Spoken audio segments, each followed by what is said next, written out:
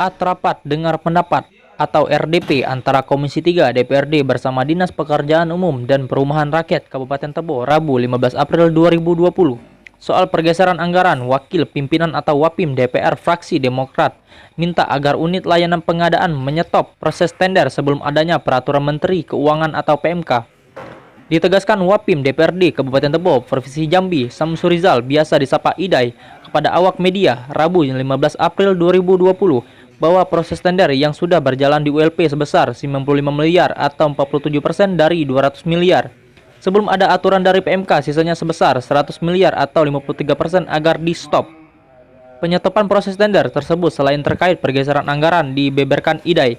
Diduga terindikasi ada salah satu perusahaan rekanan pada tahun 2019 lalu dianggap one prestasi, namun tahun 2020 justru dapat lagi dengan perusahaan yang sama milik tertentu.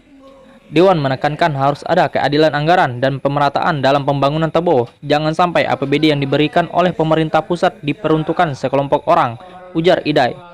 Idai menduga proses tender di ULP selama ini ada indikasi pengaturan. Kalau memang objektif, tidak mungkin perusahaan yang tidak selesai tahun lalu, tahun ini dia dapat lagi. Lanjut Idai, untuk paket kecil nilainya di bawah 200 juta tahun 2019 lalu sebanyak 34 paket hanya dikerjakan oleh 5 perusahaan, bahkan ada perusahaan bisa mengerjakan 5-6 paket proyek. Ini kan tidak ada keadilan bagi masyarakat Tebo. Mereka sudah punya perusahaan dan membayar pajak tapi tidak mendapat pekerjaan proyek. Dengan begitu kami meminta kepada aparatur pemerintah daerah Kabupaten Tebo segera merubah mindset atau pola pikir kebiasaan. Kalau mau dapat 4-5 paket silahkan, tapi mereka yang punya perusahaan di Tebo juga harus dikasih pekerjaan. Pungkas Wapim DPR Idai. Yang namanya kualifikasi perusahaan itu kan harus jelas.